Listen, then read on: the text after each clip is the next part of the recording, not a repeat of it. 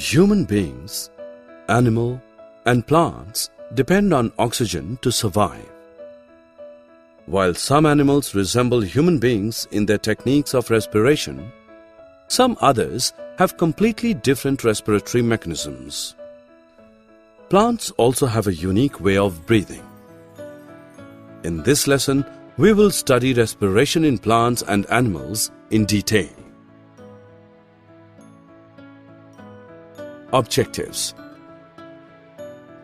At the end of this lesson, you'll be able to understand how gases are exchanged in insects, explain how earthworms breathe, describe the different ways in which frogs respire, explain how fish breathe in water, explain the breathing process in plants. Like human beings, insects need oxygen for survival as well.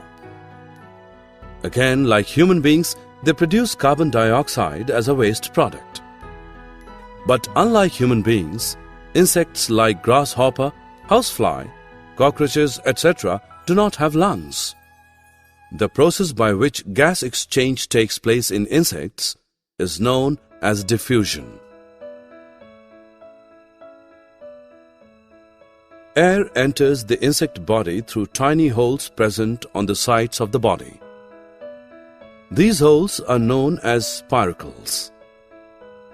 The spiracles open into a network of thin air tubes spread over the body of an insect. These tubes are known as the trachea and they facilitate gas exchange.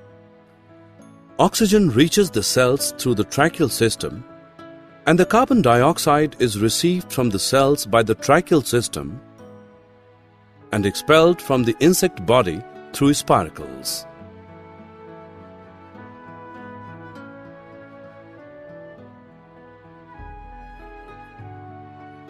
Earthworms, like insects, do not have lungs, nor do they have a nose.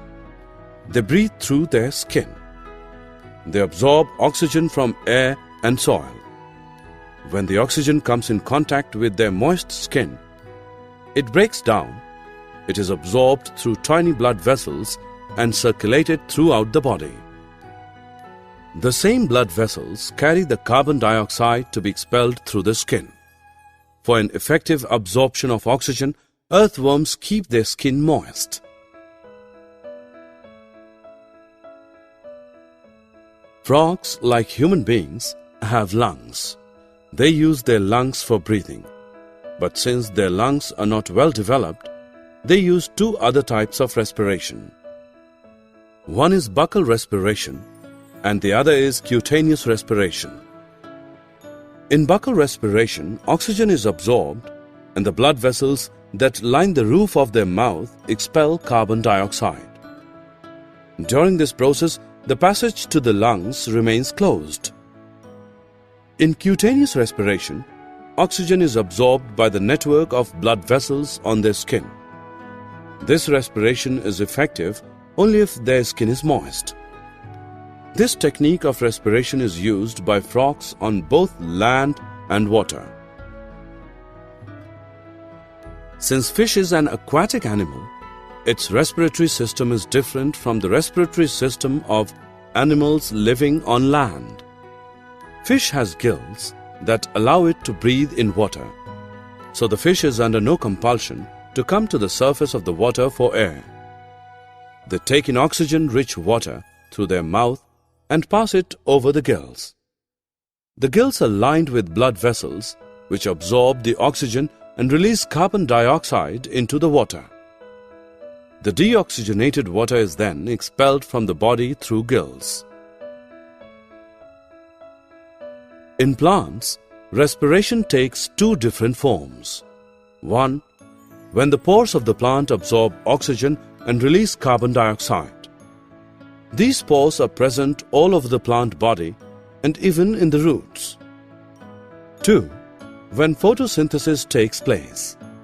In this form of respiration, plants absorb carbon dioxide and release oxygen. Summary. Let us summarize what we have learned. In insects, air enters in their body through tiny holes called spiracles present on the sides of their body.